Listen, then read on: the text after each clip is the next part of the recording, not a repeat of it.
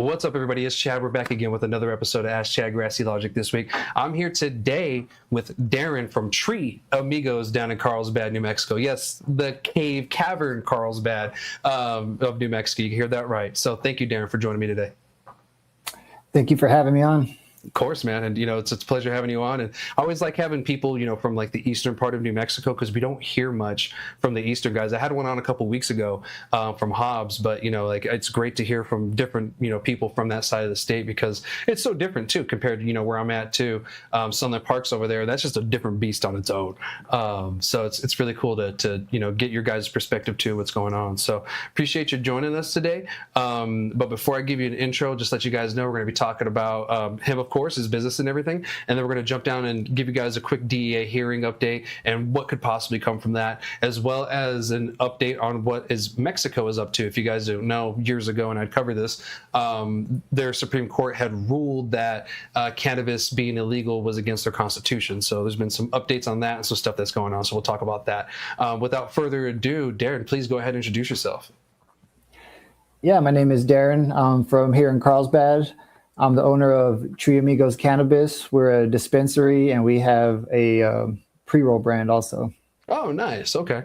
What's the name of that brand, if you don't mind me asking? Rollies.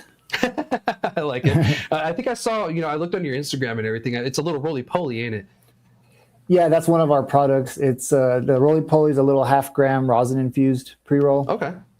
Nice. So you guys, different specialties. We'll get into more of that too, of course. But again, thank you for joining me, and we'll get into the episode now. So before we get into the business and everything, I really want to let's go back in time. When did, your cannabis support or use really just start, in your life? Yeah, sure.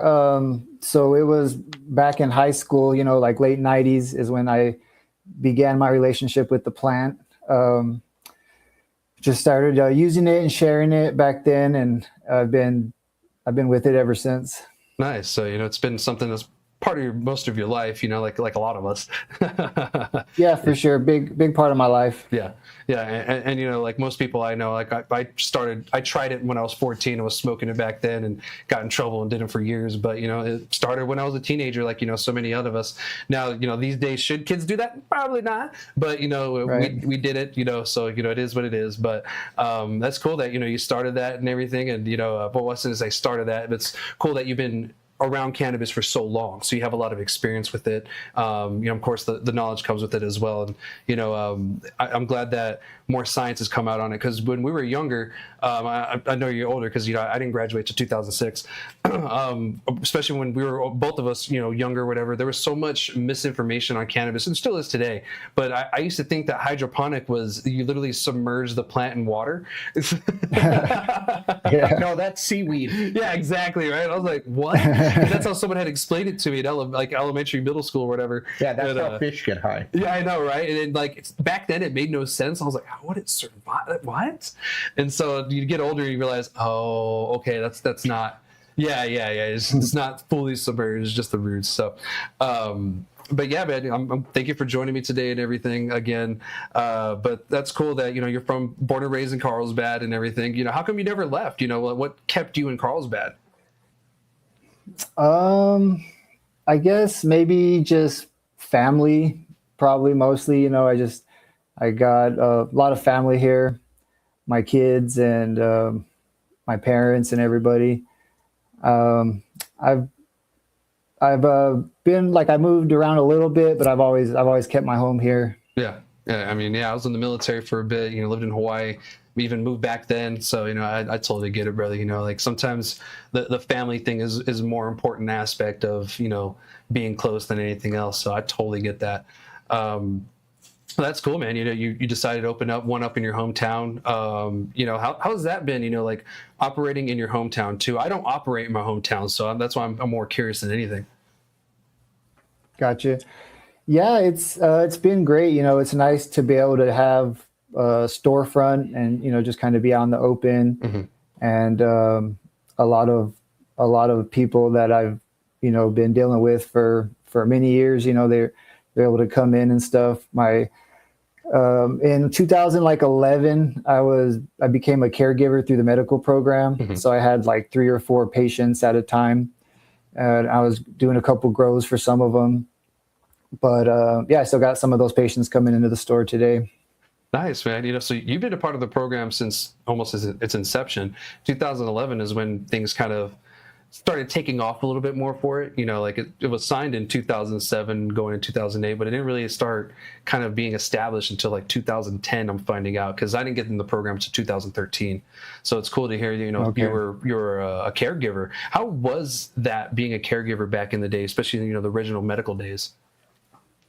Yeah, I mean, I really enjoyed it because, I mean, honestly, it kind of, you know, gave me, I guess, cover, or you know what I mean. I was able to be able to help out some patients without worrying about getting in trouble or anything. If I remember correctly, I think it was like, I feel like it was like I'd have like 6 ounces per patient. So Mhm.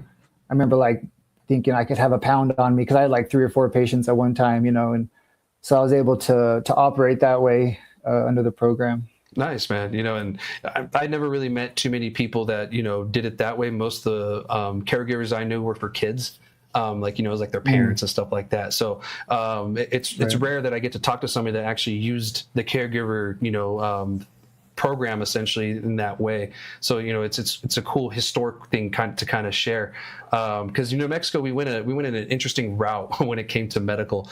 You know, we were the one of the most like restrictive states in the nation, but we at least had something like that kind of helped out because you know Carlsbad being where it is still kind of rural, and there really wasn't much choice for patients back then. You know, like living in Alamogordo, even I only had 2 options: Ritos and Cruces.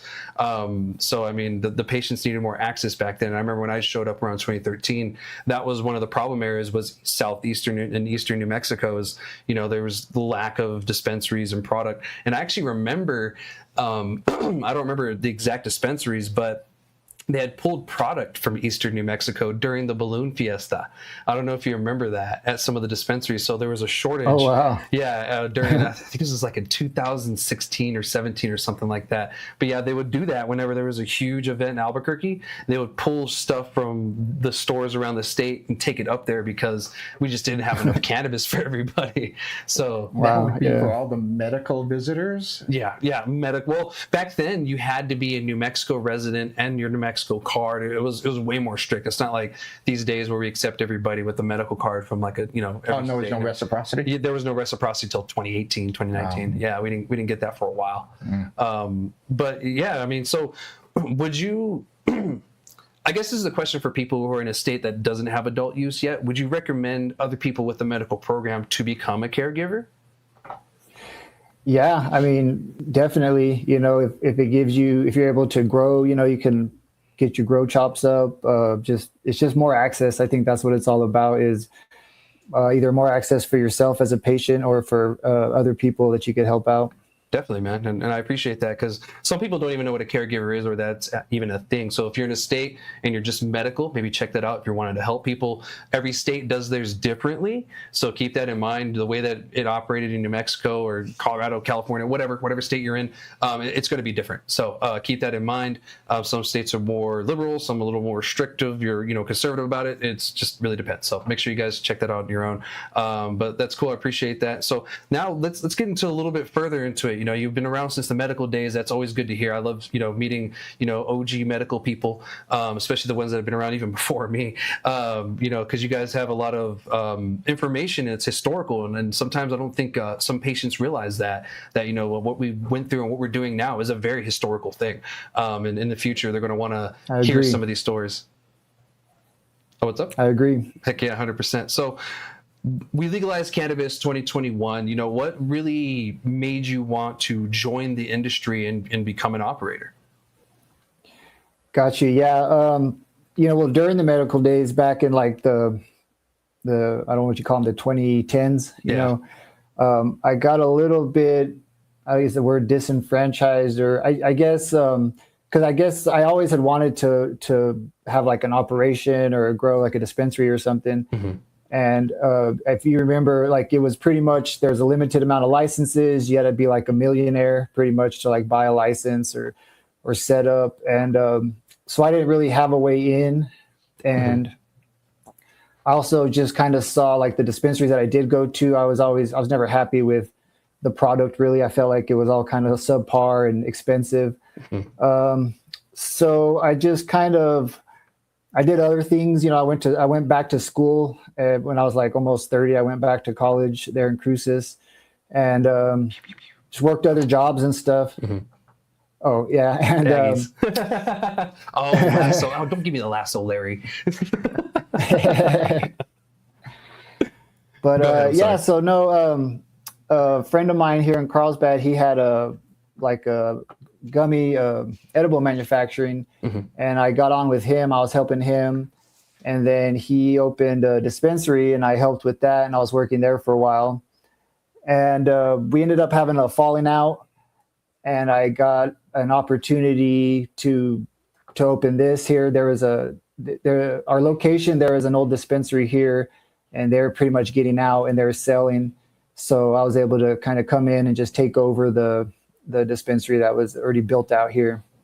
Nice, man. So more of the opportunity arose naturally, you know, through the thick of it, essentially. That's cool, man. Yeah. And how long have you guys been open or around? About 2.5 years now. About 2.5 now. Well, congratulations. I mean, it's you joined when things were just getting crazier. when you came into the market, like things were just getting crazier. They weren't like, and like I told everybody, it's about a 5-year thing to where a market starts to become stabilized. That was like what, year 2, like getting into the industry. So, it was definitely a rough time. So I'm glad you guys are still around. I'm sure you learned a lot. From what so with that being said, what are some things that you can share with other people that are, looking to open up a retail or something, that you learned from yourself? Sure. I felt like it was kind of an advantage that I didn't start till I did. Right when we opened, like a couple months later, a dispensary closed down the street, and then another one of my buddies, a different dispensary, they closed down. And so it seemed like it was really good timing for me and for us.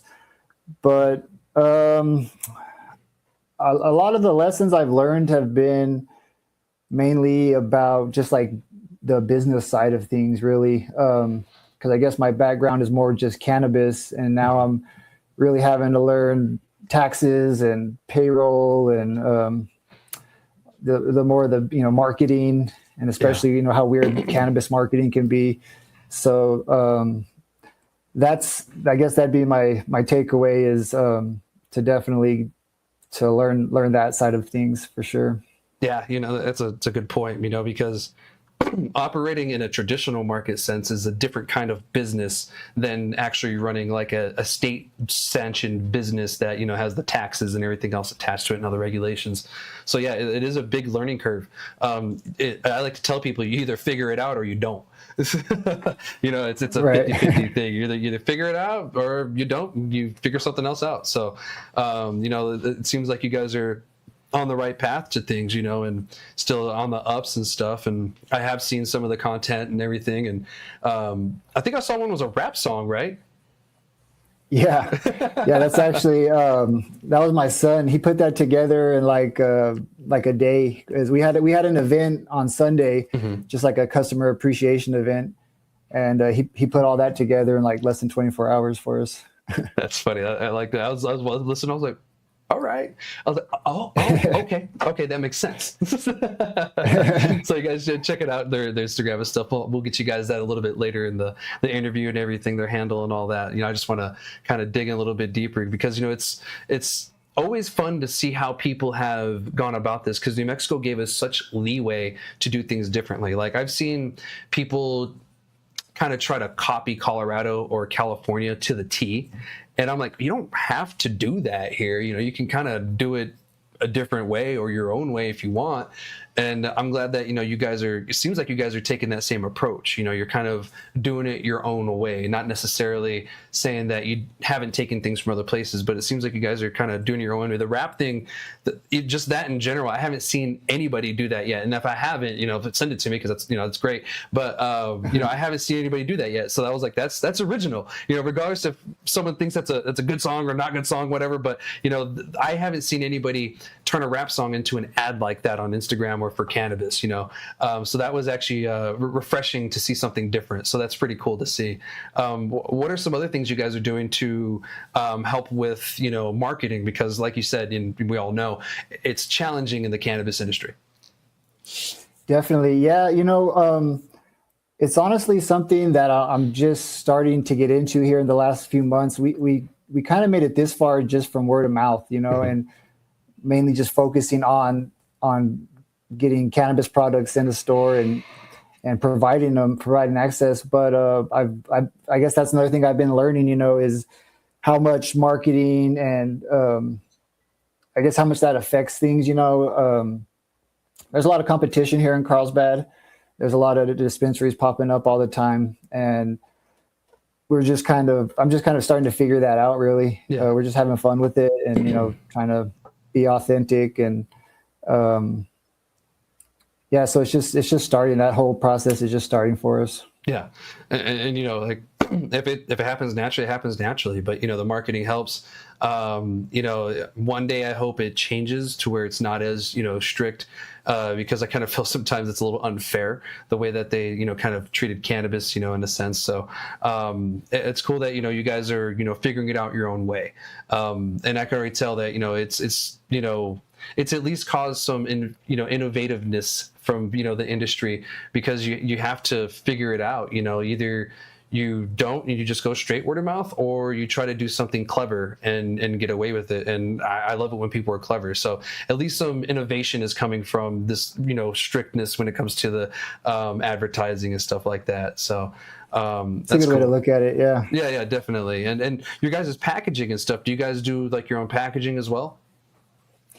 Yeah, well, so far I've been doing all like the design, and we just order we've been trying to find a good supplier of packaging. We started with one place and we found a place that was cheaper, and we're just trying to nail that down. Yeah, that's packaging is a big thing, and it does add cost to the product. So definitely you want to get the best bang for your buck. We do packaging as well, or especially our own, and so we have to do that as well. It's like, all right, where can we find the cheapest jars? Where can we find the best deal on the sticker backing and stuff like that, or the sticker paper themselves. So stuff like that, little things. So definitely get it, man. I do like the design. The roly poly thing was kind of cool. I haven't seen anybody do that. Where'd you come up with the name of that?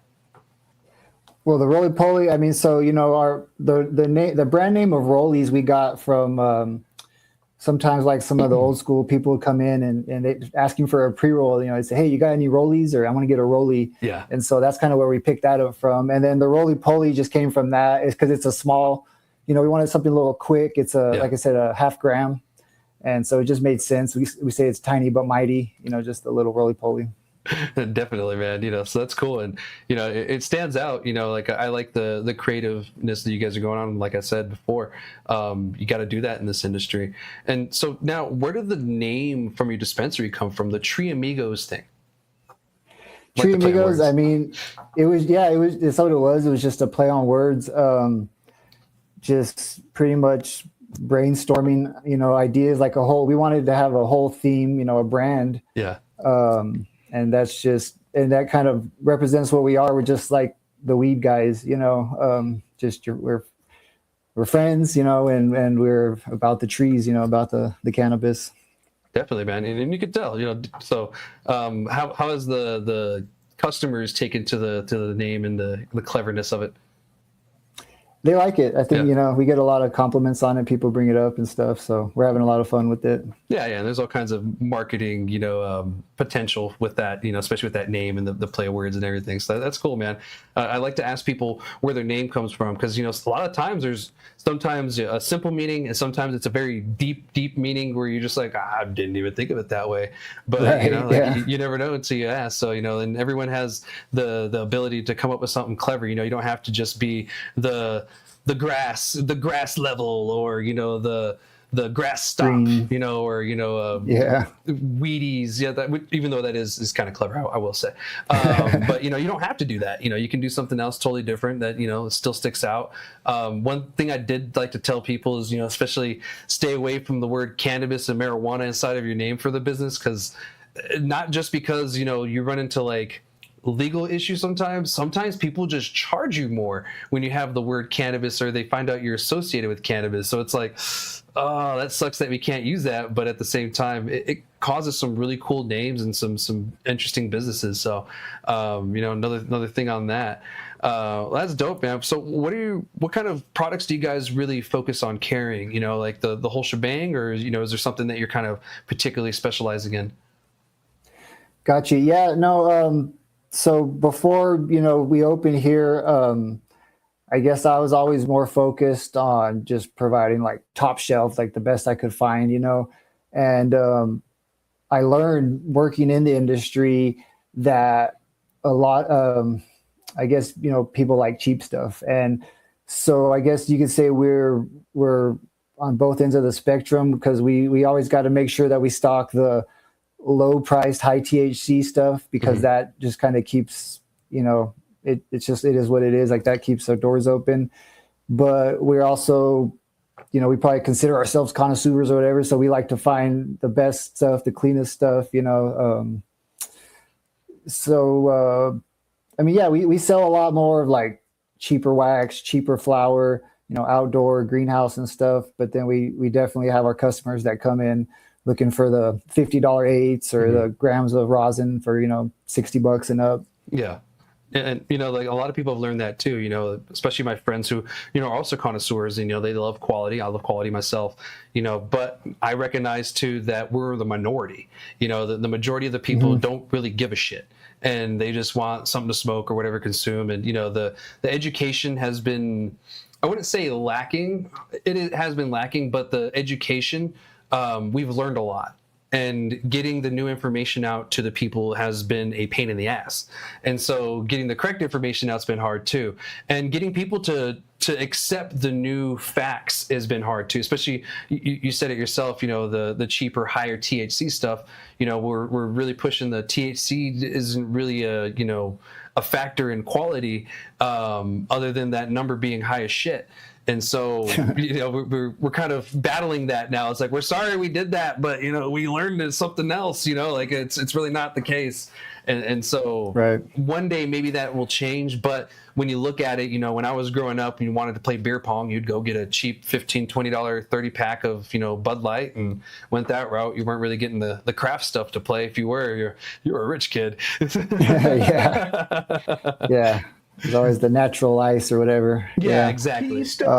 Yeah, and these companies win awards all the time as best beer in America and stuff. So, I mean, it goes off of the popularity contest at that point when there's several different other products that are more than likely significantly better than it. It's just those connoisseurs are in the minority. So, it's cool that you guys cater that way at least. Yeah, I mean, I think it's just like the maturity of the market, like they say, right?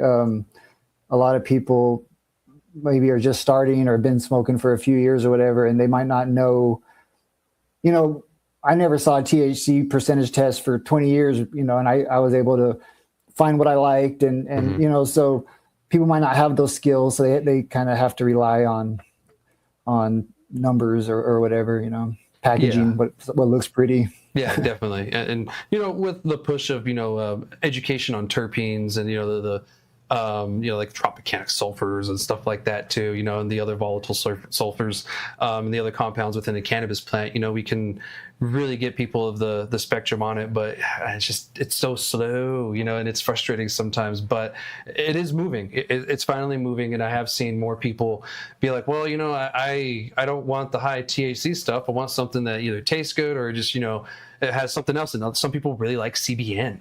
Like I've been really pushing that for people. It's like, hey, dude, if you want to try to help sleep, try CBN, and it helps with other stuff, and the other compounds too. And, there was a time where I was really pushing like a total, cannabinoid number where everything is like incorporated in the number so they know, but you still need the breakdown of what is what versus the whole number too. So I think one day we'll get there till we'll have like some way to tell the quality in a number, but right now, we kind of have to rely on the THC or the tests, or like hopefully they paid for the terpene test, because that's not automatic.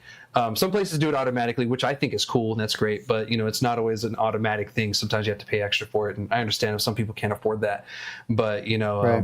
I really do hope that one day that changes, and we'll see. I think it won't change until we get some like changes on the federal level. What do you think? Yeah.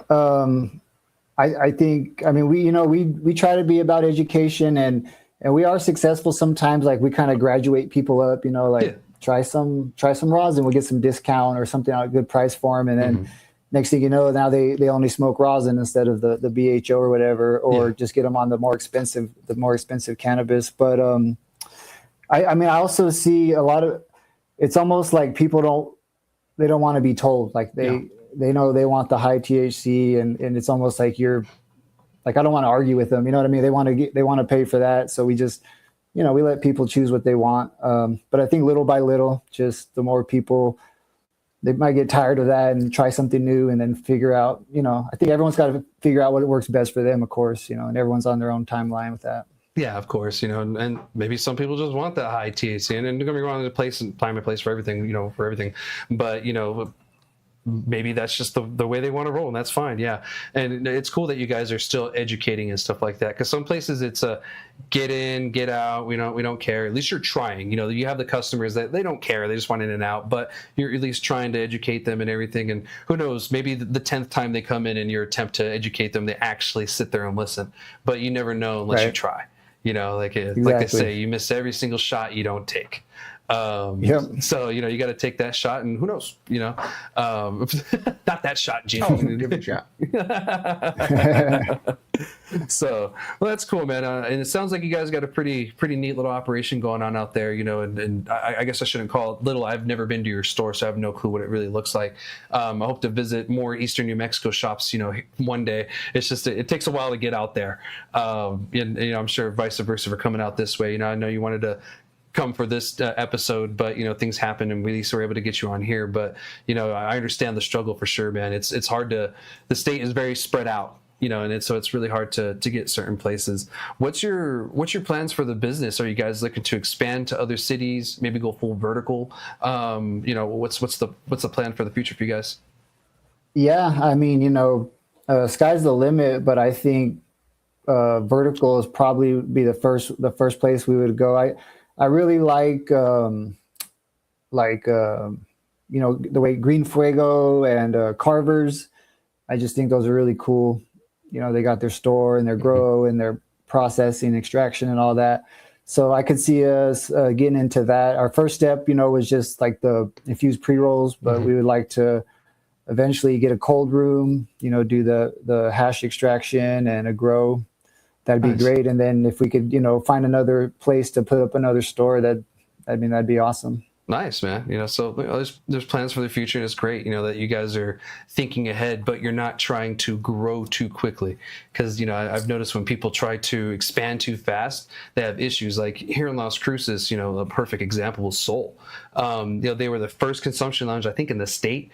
And they had plans of opening up like 2 more locations in the city, and they were moving fast, but the money didn't stay the same, and so things dropped off pretty quickly for them. So I'm glad that you guys are taking your time, and you're kind of just reading the market and reading yourselves. Whenever you're ready, you're ready.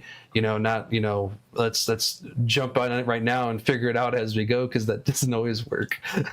So yeah, no, we definitely don't want to get overextended. And I mean, I'm trying to really nail down what we got before we go and try anything else crazy. And the right opportunity will probably come at the right time, just like how this entire store came across. I mean, maybe we find a grow or something that someone wants to get rid of, and we're there for it. So definitely, man. And if I hear something, I'll let you know. If it's right, it's right. If not, then somewhere down the road.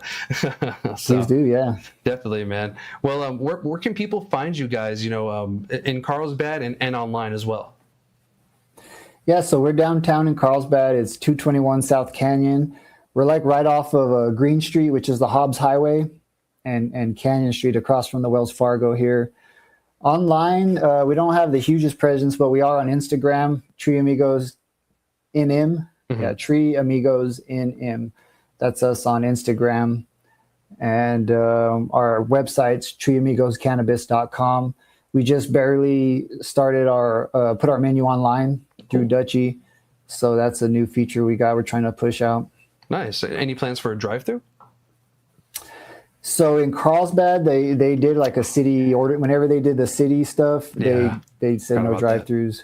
Yeah, like we're like one of the few cities that allow them here in Cruces, and I tend to forget that sometimes. Same thing with like I think lounges for a bit were like a big issue for a lot of places. I think Albuquerque wasn't allowing them, but now they do, thank God. But yeah, I forgot that you guys are one of the ones that didn't allow that. So, well, maybe in the future though they can change that, because it's a huge help for patients. Especially the ones that can't get out their vehicle.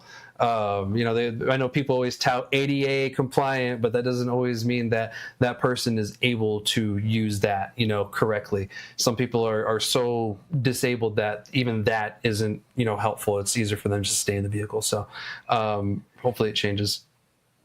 Yeah, that'd be a huge help for a lot of people. I've seen people have to get their wheelchair out of the back of their truck and to try to shuffle in, and people coming in their canes and, mm-hmm. It's kind of nonsense. I mean, it is nonsense that we can't just have a drive-through. Yeah, it is. And we've had no issues, with the drive-throughs here in town, and like they've asked the police before, any issues from them. We're like, oh yeah, nothing. I totally forgot they were around.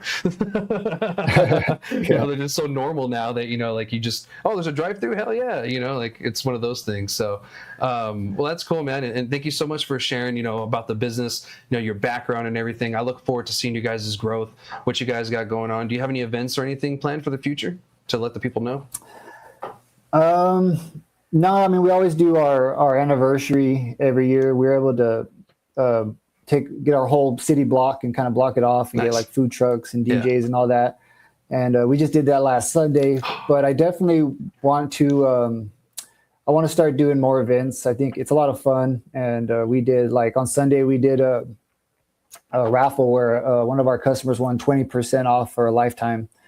And that was pretty cool. We're pretty stoked about that. So yeah. So, yeah, no, we're gonna do some more events for sure, but nothing right now to push. Nice, man. Well, I want to make sure to ask that just in case, like, dang it, we're a little bit of a week short on the one that just happened. So hopefully it was a good event and everything. Congratulations. I didn't know your anniversary was just a couple of days ago. So congrats on that. Oh no, sorry. Well, thank you. But our anniversary is in March, and then we just did a customer appreciation. That was a little confusing the way I said it, but got it, my bad. Yeah, no, every year we'll do the anniversary, and then we're going to try to do more on top of that too. Okay. Well, congrats, late congrats, I guess, since it passed back in March, but hey, you're still here. So that's something to celebrate. Appreciate it, man. Heck yeah, man. Well, we're going to continue on with another conversation and everything. Is there anything else you want to say before we move on? No, I don't think so. Just, thanks for having me on. Appreciate that. I really enjoy watching your podcast and just following you on Instagram with all the updates, just like nationwide and probably worldwide, really. But, you're always on top of that. So that's cool, man. I appreciate you doing that. And it's nice to have you here in the state. Thank you, man. I appreciate that, and appreciate the support. Without the support, I wouldn't be able to do something like this and get the information out. So it's people like you that make it possible. So I appreciate it, and I really appreciate you joining me on the show today. It's another thing that the show wouldn't be anything about would be without is the guests that we bring onto the show. So I appreciate it, man, and For sure. nothing but luck, man. I wish I hope I get to go out into eastern New Mexico sometime, hopefully within the year, to go check out some of the shops, and I have some other people I want to go say hi. I really want to make it down to Jaw. It's an interesting little area I wanted to check out too, on top of the rest of eastern New Mexico. So thank you so much, and guys, check them out if you're over in Carlsbad, if you're going through the area. We all know the Texans love eastern New Mexico, so if you guys are driving through, check them out. I know a lot of Texans listen to this podcast, so if you guys are in the area, go ahead and check them out. It sounds like a really cool area, and check out them roly polies. And we love our Texans too, so of course, man. They're a big reason why certain things are happening in the state. Like a big chunk of our sales go to Texans. So, we're here to support them. So they're supporting us. But we're going to move on to the next topic of today. We're going to be talking about the DEA hearing. Now, usually I give you guys a rundown of what was said, this and that, blah, blah, blah. But today, as I'm recording right now, so tomorrow the episode is going to go out everywhere else, so right now they're having the last day of the hearing. So then it's pretty much going to be up to them what they want to do. But today is actually the states, and not all 50 states. There was just a handful of states that were going to be a part of this hearing. I believe it was Idaho, Nebraska, pretty much every state that doesn't have some kind of legal cannabis, medical or whatever, is a part of it. Louisiana, however, was going to be a part of this, and they're the opponents of the cannabis thing. So Louisiana was pretty much going against their current medical program that they have by saying cannabis doesn't belong in Schedule 3. So they actually dropped out a couple of days ago. I guess they came to their senses and realized that they actually have a medical cannabis program. So that's at least good to hear that they came to their senses on it. And I believe there's one other state that's a part of it. Indiana. Indiana is the other state that's a part of it too. A lot of Midwestern states. Yeah, it's the Midwestern states. And if you didn't notice, he's stream audio only. Oh, there we go. You're back. Right, he's back. taking a drink. Sorry. Oh no, you're good, man. I was like, oh no, he disappeared. So the states, if you didn't notice, all of them have no medical cannabis program whatsoever, like medical, and they don't have an adult use program either. And Idaho has been known to try to pass legislation where they will never legalize cannabis, even if the federal laws change. And so these states that are the opponents on this, when I saw who it was, I was like, that makes sense. Yeah, but Idaho's got potato vodka, so they're fine there. I guess, man. They like their alcohol, but yeah, I don't know what's being said or what their what their themes are going to be or whatever. I'm pretty sure it's going to be anti-cannabis stuff. They're going to say, oh, it's going to make things worse and addiction this and blah blah blah that.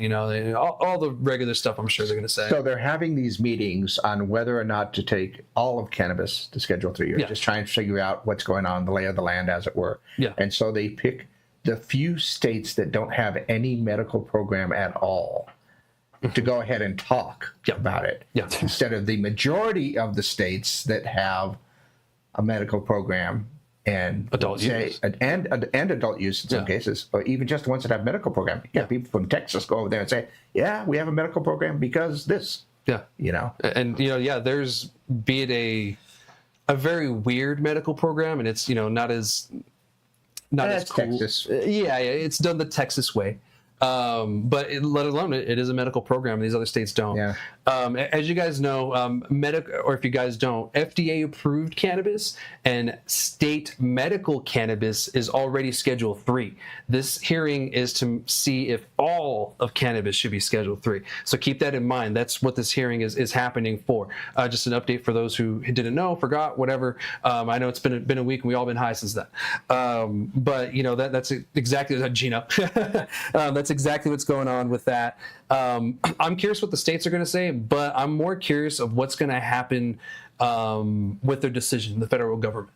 To me, and I shared this opinion last week, and I'll share it again, I kind of feel they're going to keep a Schedule 1, the rest of cannabis. To me, it makes sense because they already separated the plant by definition with hemp. and then they went into this medical cannabis thing. And so I'm like, they're probably going to, do that. But I have a feeling this could lead us to decriminalization land. On Twitter the other day, I forget, one of the cannabis, big news media people, one of their reporters had put out that I think in August or September, Trump may sign an executive order. Again, executive orders are nothing but a suggestion, to create a decriminalization commission.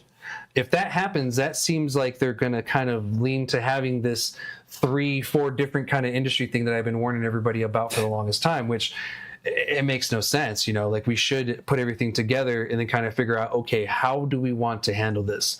Low THC shouldn't be called hemp, because real hemp does not look like low THC cannabis, especially when it grows. Real hemp, when you look at it, it's usually for textiles. So it's stringy, long, tall. It doesn't really have much of anything on it, just mostly leaves, and they chop it down and use it for the fiber and stuff. That's usually the hemp that we have known for the many, many years. The recent definition has only been around since like 2018.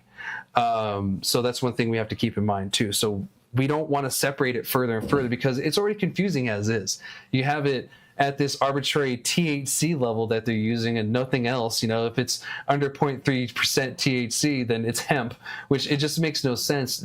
And I get it, hemp was low THC to start out with, but that doesn't mean that everything low THC is hemp, So what are your thoughts so far on this, Darren, when it comes to, what the federal government might do after this hearing?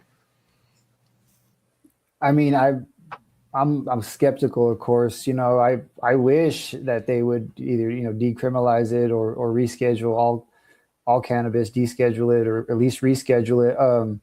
That's probably the 280E is probably like the biggest threat or hurdle that I face. That tax bill hits hard every year. That federal tax bill. So not being able to write off 280E, is not being able to write off my payroll or my rent and all that stuff.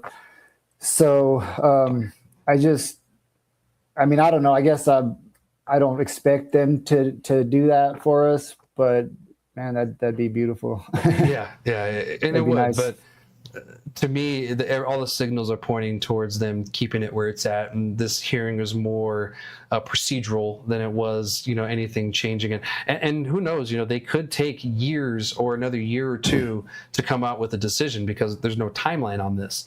And, they're pretty much in charge of this whole thing. So we'll see what happens. This whole process started in the last administration, like halfway through, and we're getting close to halfway through this administration, and we're about this far. We're about 4 years in this whole process, Gino? Something probably close to 4 years. Wait, was season 4? So yeah, about 4 years. Yeah, almost about 4 years now. So yeah, season 1 is when this really happened of the show and everything. So, but yeah, we're about almost 4 years into this, and I think I heard somebody say it'd probably be 5 years or more before this process is completed. And to be honest, it seems like it's on track for that. What people are hoping versus what happens, they're probably going to be two different things. And to be honest, what's unfortunate is every time I bring up 280E to politicians, especially in the state, they don't know what it is. They've never heard of it before. They have no clue that we pay that in the first place. So when I do say, hey, we should fix the taxes, and they're like, oh, well, we don't want to lose the taxes. I'm like, well, we're losing like a lot more to taxes than you guys realize because of 280E. And they go, what's that? And I have to explain it. And to me, I don't even think they still grasp what I'm saying, because they're still getting their money. So, we'll see what happens there, man, because it's rough. They just look at that bottom line and it's like, oh, we get this much? Yeah. Yeah, and that's the unfortunate part, of dealing with the government is, like most of them are lawyers, so it doesn't mean that they're experts in every industry. They're just experts when it comes to law, and so that's their downside, is they only know law, they don't know practicality. Like if I create this law, what's going to happen to it? It's like, well, this and this happens to it, and then this happens, and then this gray hole opens, and, you know, like all because you wanted to change something that actually wasn't an issue in the first place. And that's one thing that I hate is when they take an issue like the packaging stuff we're dealing with right now here in New Mexico. They're going after something that is a non-issue whatsoever. Like no one really asked for this and wanted it, but for some reason here it is in our lap, and they're telling us that we're bad kids, you know. And so it doesn't make any sense. And to me, it's just more of the stigma that comes with cannabis, you know, and it's still there alive and well, and that's unfortunate. But let's hope the DEA ends some of the stigma. But from what I've been seeing in the hearings and stuff, the people that they invited, man, that stigma is alive and well. You know, most of the comments have been, you know, from the opponents, of course, have been negative. Of course, we had the 1 week where, you know, one of their witnesses was supposed to be against cannabis, but admitted that, you know, it does qualify for Schedule 3, even though their personal opinion is that it should be Schedule 1. So we had stuff like that. But I kind of feel that the DEA is probably going to keep it Schedule 1. And who knows, we might not hear about this for a couple of years, you know, after this. So who knows? You know, I hope it's quick with their decision, but when it comes to them historically, they kind of take their time. But who knows? The political landscape right now is fucking weird. So, you know, that's true. That's true. You got anything else to say on that, man, or any kind of comments or questions? No, I mean, I just, you know, when I everything I see online and stuff, it's confusing, and you don't know what's going to happen next. So I'm just kind of, I guess, waiting around to hopefully hear some good news. But like I said, I'm not expecting. I'm not holding my breath. Yeah, me neither. And, you know, whenever I see like an update, oh, they could do this, I'm like, I'm not even going to, you know, give that any time of day, because this is all speculation.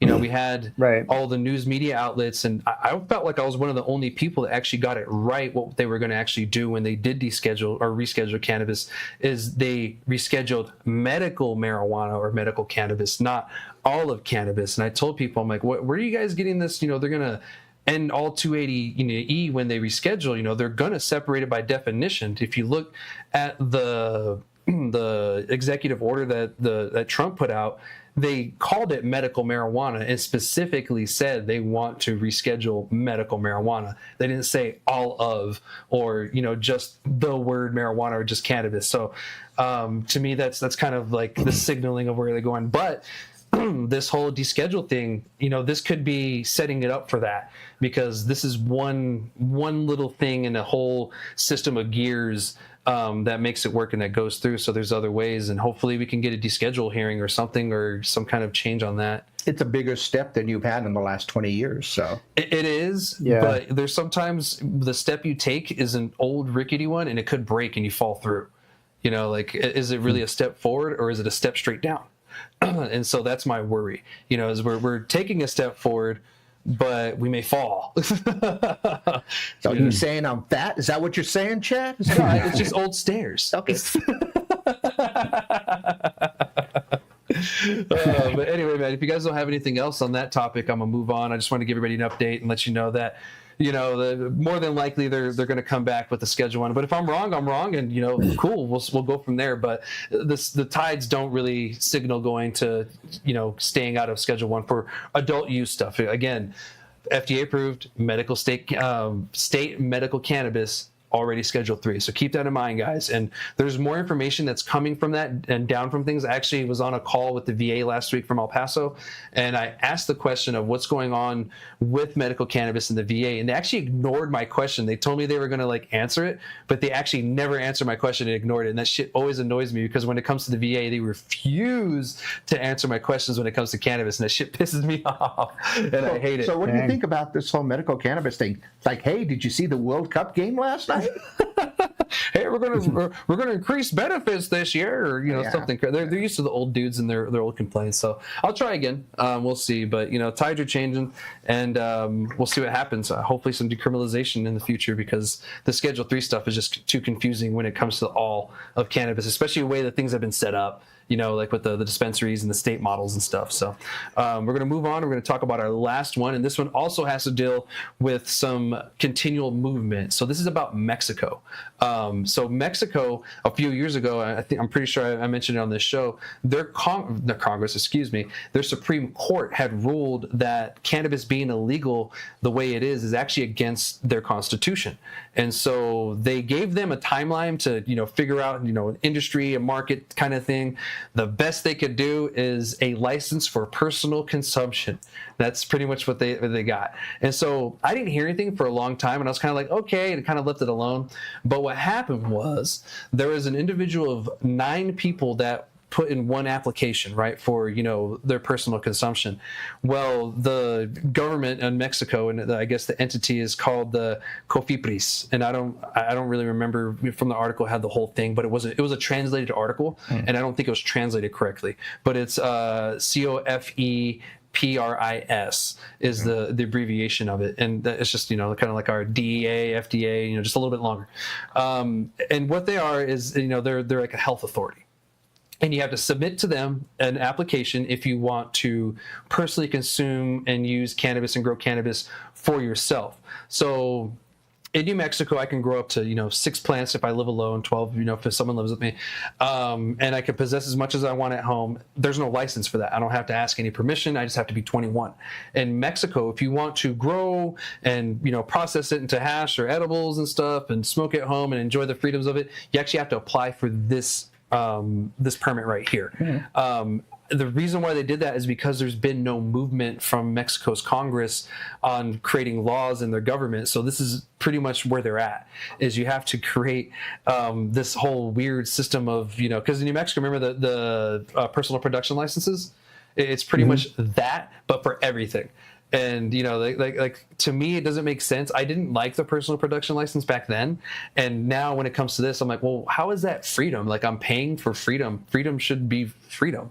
Right. The cost was getting here. Sorry, I had to laugh at that statement. I know, right? Freedom is never free. There's always some kind of cost involved with with it, be it monetarily, time, or something. Yes. So these people got denied by them because they made up some stuff. How government works. So they sued them, and this was I think like 3 years ago. So finally the Mexican Supreme Court came down and said, actually, we're going to side with the 9 people. They did everything that is required by them, because I think one of the things they said is that not everybody qualified that was in that license. So it only went to like one entity or something like that, or something. They're claiming something weird, but their Supreme Court came down and said, no, all 9 did it correctly, even though it was on one application. They all can grow cannabis, smoke it, whatever, and do whatever that's within the freedom of this. So that's actually good. However, stuff like this could actually affect New Mexico. Another big chunk of our sales comes from Mexico, especially from the Chihuahua area, because we do border Mexico here in New Mexico. We're close to Juarez, which has like 2 million people. And these people do come over the border naturally every day for school, work, and we do commute back and forth between U.S. and Mexico. A bunch of us in the United States go down there for the dentist. I know a bunch of you do. Yeah, and the eye doctor. A lot of people go down there for the eye doctor, and I know a lot of women who got BBLs down there as well. So we're not going to mention that one. Yeah, that one's a little touchy topic, but we go back and forth, both ways. And the Mexicans, they come down here, do what they got to do, buy their cannabis, go home, and whatever. So when something like this happens and people figure it out, it's going to affect New Mexico. And I tell people this and I warn them, because we're on a ticking time bomb right now when it comes to like the money we're getting from Texas and Mexico. Once Texas legalizes it or changes something significantly, wiping out a lot of businesses, in the area. We haven't figured something out since then. Especially same thing with Mexico. The Sunland Park area, that's going to get kind of affected a little bit, if that happens or something changes. And so something like this is a precursor to what is going to happen in the future. Them winning this ruling is now going to open it up to more people applying for this and going that route. And then that will lead to law changes and finally them getting some kind of market going. Because their government's going to see this and be like, okay, no, this is ridiculous. We're going to have to set up some kind of market, just like Canada, United States, or wherever else.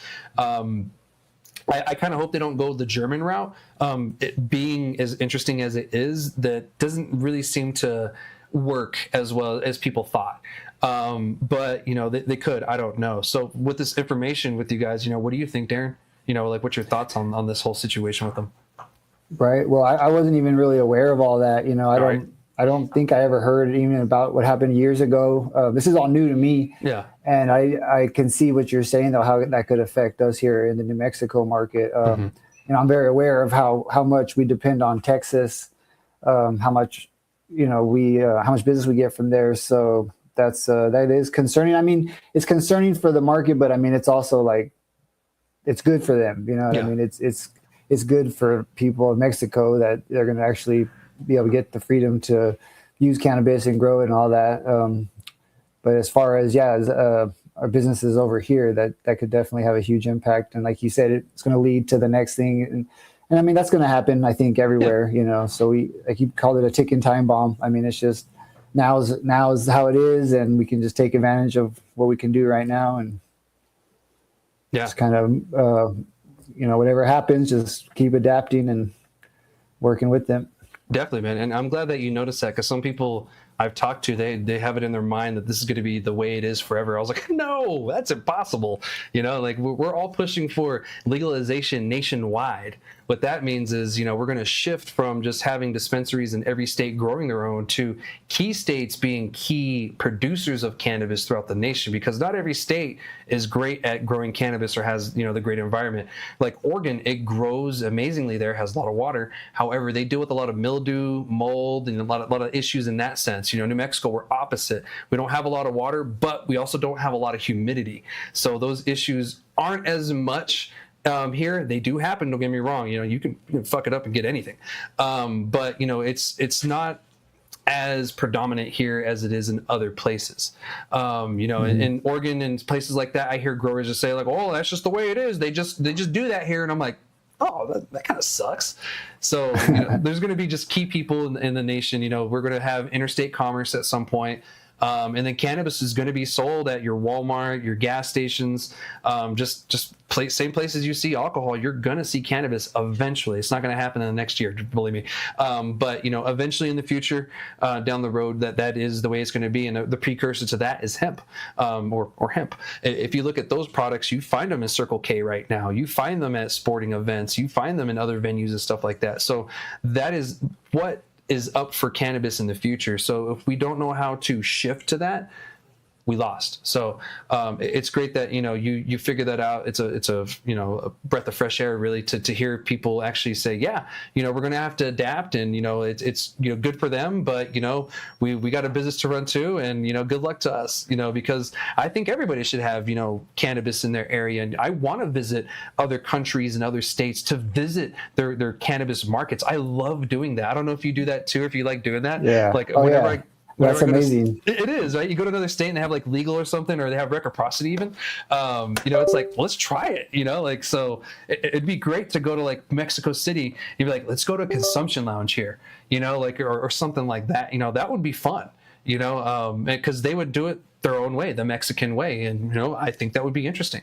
I did want to say on the subject of the, that change and things are going to happen. Yeah. I think if everybody is just thinking about and realizes that eventually that change will come, they have to think about the stuff that's happening in the future. Yeah.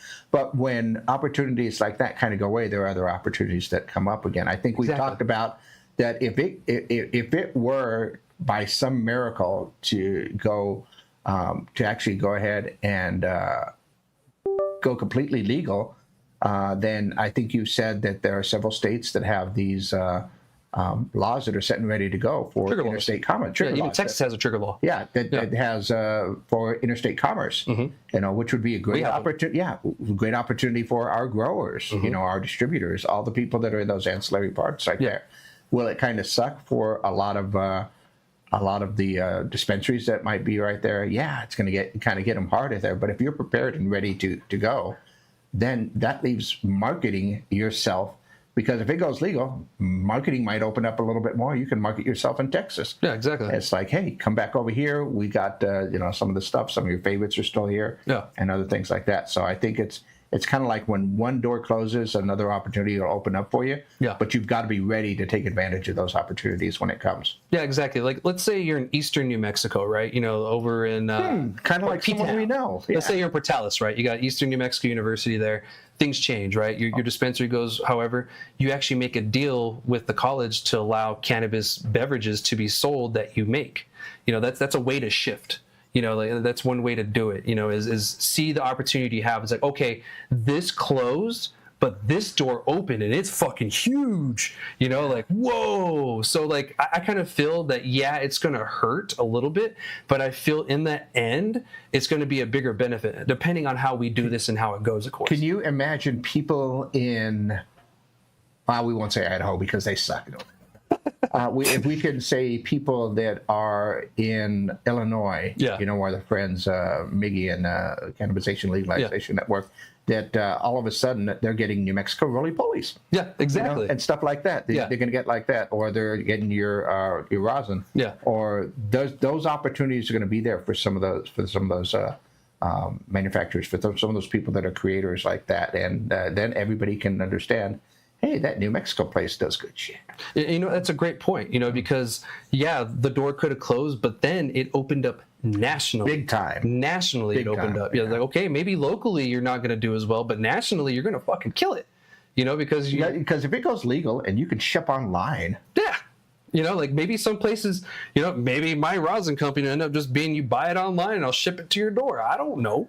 I don't know what that future holds, but it's a possibility with the shift. Though the potentiality of the whole thing is there. Oh, I like that you use the title. You like that? Yeah. Every once in a while I like to go there. And it's amazing you mentioned, Portales and Eastern New Mexico, because I was just thinking to myself, the first person that's going to jump on that bandwagon for an official university drink, it's going to be an MSU. Oh, New Mexico State is going to be they already have, the 1888? They have the tequila, they have the whiskey, they have the water. They had whiskey and tequila. They had a whiskey, yeah. Oh, wow. You don't know about the tequila? I didn't. I heard it's really good. They came out when they have the margarita drinker. Yeah. So, yeah. So, in New Mexico, and they're all about drinking. It's in the fight song, It's the name of the horse.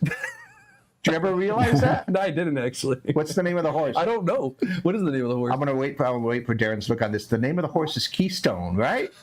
He knows. He knows. Nice. He went to NMSU in the late '90s. Yeah. That boy knows Keystone Light. I do too. Yeah, I rember. I was in the Army. Yeah, we liked cheap beer when I was in the Army for sure. It's in the fight song. Yeah, it's in the fight song. So I do think that New Mexico State will be probably, if not one of the first in the state, the first in the state to take on a deal like that. When they might get an ag program, a growing program. It's an ag school. Yeah, you're right. And to be honest, a lot of those ag guys, one of them, he actually ran Rio Grande Analytics for a while. Yeah. So they're already kind of like in it already. So yeah, that makes sense. So, but anyway, opportunities. Right. Anyway, that's pretty much all I have. Do you guys have anything else on this topic? With Mexico and stuff, or anything else we're talking about? No, I think just adapt or die, right? 100%, man. Either you adapt or you don't. Like I said, either you figure it out or you don't. So that's one thing. Those of you out there that are thinking that the things are going to be the same for the longest time, or they're going to be that way forever, don't ever think that way. You're already behind if you do. So look at the precursors of what's going to happen here in New Mexico. It could be right, it could be wrong, but I'd rather be prepared than trying to figure it out when things change. So just keep it in mind, and that's one reason why I try to remind people that this success with Texas, it's a temporary thing, and I'm glad that you've realized that too, and you're like, oh yeah, we got other shit we can do, and you're already working on that now. So that's something great, and I wish you nothing but luck for that. I wish Mexico nothing but luck. Hope good luck to you guys. They're in it for a long fight, because that's a good start, but I can see them expanding in the future with that. And good luck to us when it comes to the DEA's final ruling. Today, I'm sure they're done by now. So we'll hear in the coming days, weeks, or years. So we'll see. But that's everything I have for this week, everybody. Thank you guys for joining me. I'll be back again next week for another episode of Ask Chad Grassy Logic. All right, y'all. Shoots. Thanks, Sam.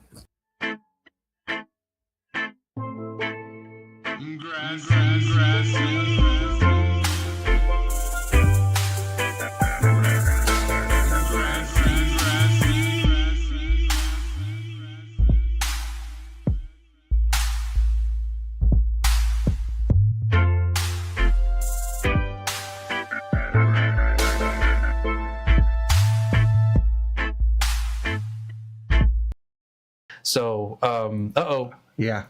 The MiFi powered off for some reason. Okay. I thought it was that we were getting a warning here. Oh, we're going to have an edit? We're almost done anyway. I probably got we're almost done. Yeah. We're going to have an edit. Okay, we're back. We should get that reconnection here. There we go. Hey, man, sorry about that. We're going to have an edit. Gino's crying over here. He's having